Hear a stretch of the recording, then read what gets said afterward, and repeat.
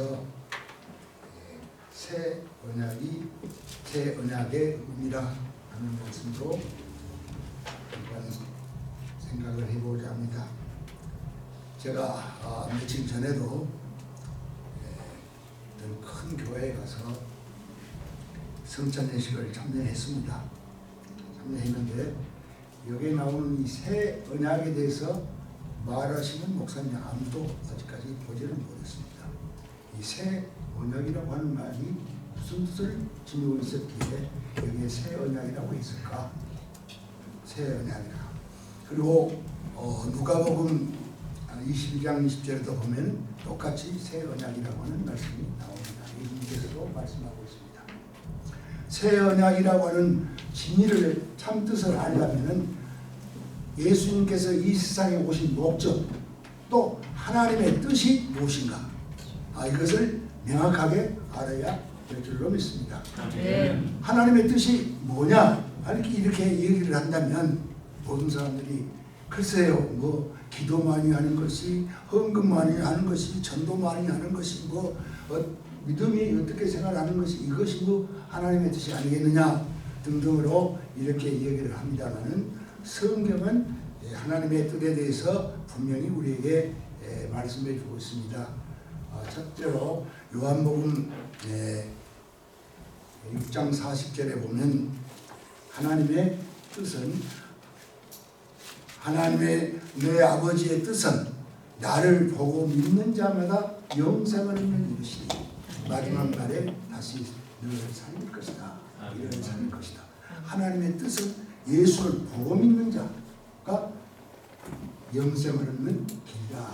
이렇게 말하고 있습니다. 그 다음에 데살로니가 전서 4장 3절에 보면 하나님의 뜻은 이것이니 너희의 거룩함이라 그랬습니다. 그 다음에 데살로니가 전서 5장 16절로 18절 보면 항상 기뻐하라 쉬지 말고 기도하라 범사에 감사하라 이는 그리스도 안에서 너희를 향하신 하나님의 뜻이다.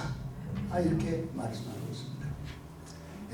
베드로전서 3장 7절에 보면은 선을 행함으로 고난을 받는 것이 하나님의 뜻일진데 악을 행함으로 고난을 받는 것보다 유익하다.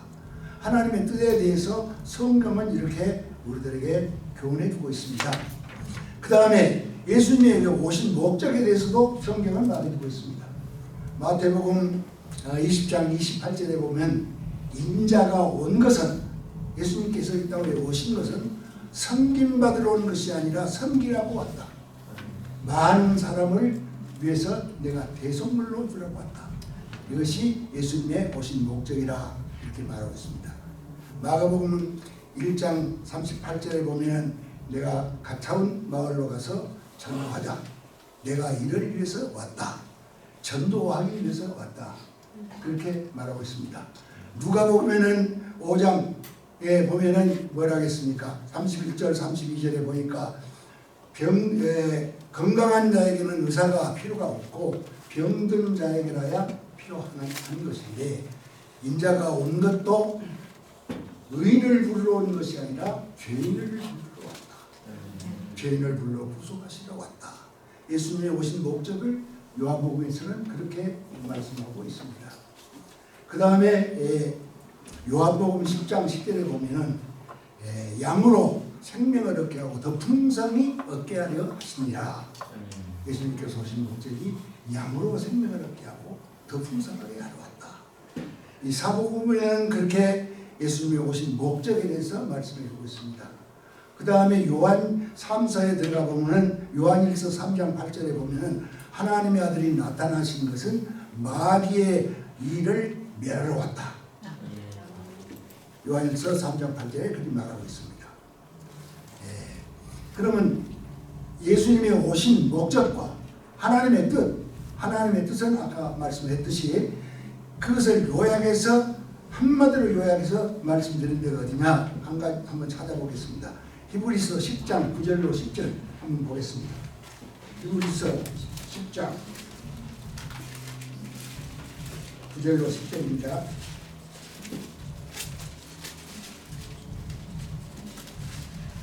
다 같이 크게 한번 읽겠습니다. 시작. 그의 사실을 보시옵소서. 내가 하나님의 뜻을 이루어 만나이다 하셨으니 그 첫째 것을 하시는 둘째 것을 쓰게 하시니라. 이 뜻을 따라 예수 그리스도의 몸을 단번에 들이심으로 말미암아 우리가 거룩함을 얻어오라. 여기 보니까 하나님의 뜻도 있고 예수님께서 오신 목적도 여기서 분명히 말씀해 주고 있습니다. 그 후에 말씀하시기를 보시옵소서. 내가 하나님의 뜻을 행하려 왔나이다 하셨으니 그 첫째 것을 폐하시고 둘째 것을 세우려 하셨습니다. 그러면 첫째 것이 무엇이며 둘째 것이 무엇인가? 이것이 오늘 본문에 나오는 새 언약에 대한 말씀인 줄로 믿습니다.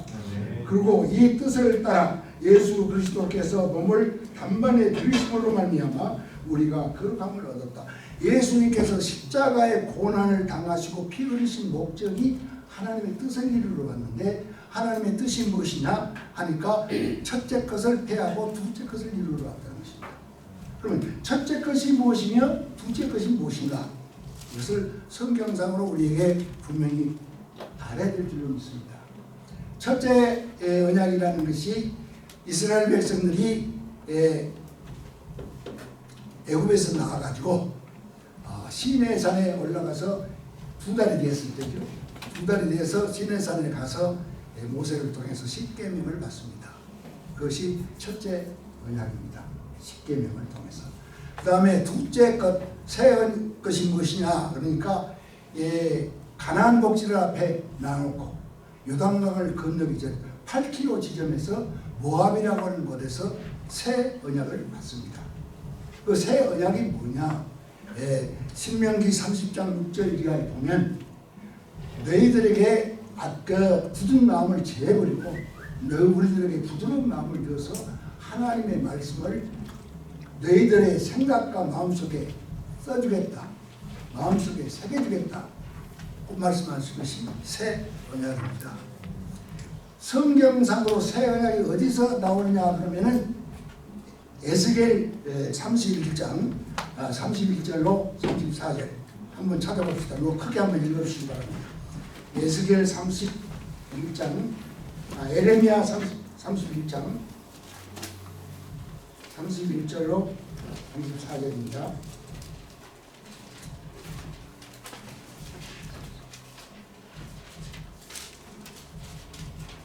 여호와의 말씀이니라. 보란 날이 이르리니 내가 이스라엘 집과 유다 집에 새 언약을 맺으리라. 이 언약은 내가 그들의 조상들의 손을 잡고 애굽 땅에서 인도하여 내는 날에 맺은 것과 같지 아니할 것은 내가 그들의 남편이 되었어도 그들이 내 언약을 깨뜨렸습니다. 여호와의 말씀이니라. 그러나 그날 후에 내가 이스라엘 집과 맺은 언약은 이러하니 곧 내가 나의 법을 그들의 속에 두며 그들의 마음에 기록하여 나는 그들의 하나님이 되고 그들은 내 백성이 될 것이라. 여호와의 말씀이니라. 그들이 다시는 각기 이웃과 형제를 가르쳐 이르기를 너는 여호와를 알라 하지 아니하리니 이는 작은 자로부터 큰 자까지 다 나를 알기 때문이라. 내가 그들의 악행을 사하고 다시는 그 죄를 기억하지 아니하리라. 여호와의 말씀이니라. 감사합니다. 여기에 보니까 여호와께서 말씀하시기를 보라 날이 이르리니 내가 이스라엘 집과 유다 집에 새 언약을 세우겠다. 새 언약을 세우겠다. 이 언약은 내가 그들이 조상들이 손을 잡고 애굽에서 나올 때 시내산에서 배웠던 그 언약이 아니라 갖지 아니하며 그것은 내가 그들의 남편이 되었어도 그들이 내 앞에서 지키지 아니하였다.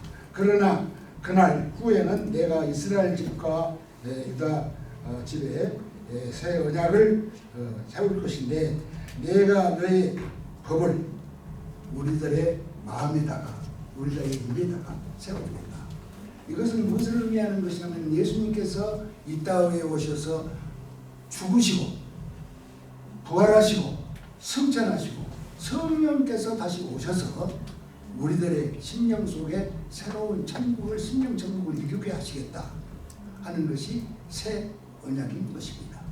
이를 위해서 예수님이 오신 목적도 하나님의 뜻을 이루기 위해서 왔고 예수님께서 죽어주신 것도 바로 오신 목적도 이 새 언약을 이루기 위해서 죽어주셨다. 단번에 살아나셨다. 이렇게 히브리서 10장 9절 10절에 말씀하고 있는데, 이 성찬 예식을 취하는 설교하면서 누구도 이 새 언약에 대해서 탑질을 해갖고 이걸 지적하는 사람을 보지를 못했어요. 그렇다면 이 새 언약이라고 하는 사실을 분명히 알아야 돼. 여기 보니까 이제 큰 자로부터 작은 자까지 하나님이 어디에 있냐 물어볼 것이 없다는 것입니다. 너희 안에 하나님의 법을 인치시고 새겨 주었기 때문에 성령님으로 말미암아 성령님이 이 세상에서 이 복음의 진수는 어디에 있는 것이냐? 가령 우리들의 십자가를 통해서 구속함을 받았다. 죄사함을 받았다. 구원을 얻었다. 여기에다만 죄에다만 키포인트를 맞춰가지고 십자가 여기에서만 끝나고 나간다는 말이에요. 그것만 가지고는 절대로 안 되는 것이죠. 부활이 있어야 되고 성천이 있어야 되고 또 나가서 너희들을 그와 같이 버려두지 않냐고 내가 다시 와서 너희들을 안에 우리 안에 계셔서 생각나게 하시고 가르치시고 말씀하시고 인도해 주시겠다는 것이에요. 이것이 진실한 우리 심령 속에 하나님의 나라가 이루어지는 성령님으로 말미암아 이루어지는 이것이 복음의 십자가도 물론 복음입니다. 부활도 복음입니다. 성천도 성령의 강림하심도 그러나 그 성령의 강림하심이 우리들의 심령 속에 하나님의 나라는 여기 있다 저기 있다 말지니 너의 속에 있느니라. 너희는 너희 안에 하나님의 성령이 거하는 너희 저이다. 이에 장차 천년왕국 시대가 옵니다. 또 그 첫째 부활에 참여했던 예수님이 첫 열매가 되셨고 거기에 속한 자, 거기에 붙은 자, 이 사람들이 부활을 예수와 같이 부활을 해서 첫째 부활에 참여해가지고 이 사람들로 말미암아 천년의 왕국을 그리스도와 더불어서 천년 동안 왕노를 하게 된다. 요한계시록에 분명히 나왔습니다. 또 그 다음에 영원 천국도 있죠. 새 하늘과 새 땅이 이루어지는 천국도. 언제 천국도 갈 수가 있으며 천년왕국도 갈 수가 있느냐.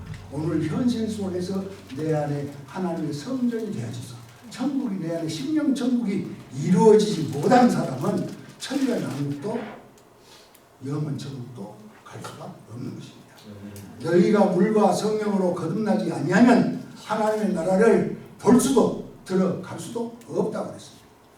그래서 예수님이 이 땅에 오신 목적, 하나님의 뜻, 바로 말해서 새 언약을 이루러 오셨다고 했는데 이 새 언약에 대해서 말씀은 완전히 회복으로 예수님의 십자가의 고난의 사건만 성찬에서 말한단 말이에요. 그러면 우리는 어떻게 해야 될 것이냐? 이 시간에 많은 제약을 받기 때문에 히브리서 다시 보십시다. 히브리서 9장 15절 봅시다. 히브리서 9장 이거 한번 읽어주시기 바랍니다. 이로 말미암아 그는 새 언약의 중보자시니 이는 첫 언약 때의 범한 죄에서 속량하려고 부르심을 입은 자로 하여금 영원한 기업의 약속을 얻게 하려 하시니라. 영원한 기업의 약속을 얻게 하시는데 예수님이 오신 목적이 새 언약의 중보자로 오셨다는 거예요. 예수님이 오신 목적이 새 언약의 중보자. 그런데 이 새 언약에 대해서 우리가 깊이 생각하지 해야 되지 않겠느냐 그 말이에요. 믿어지십니까?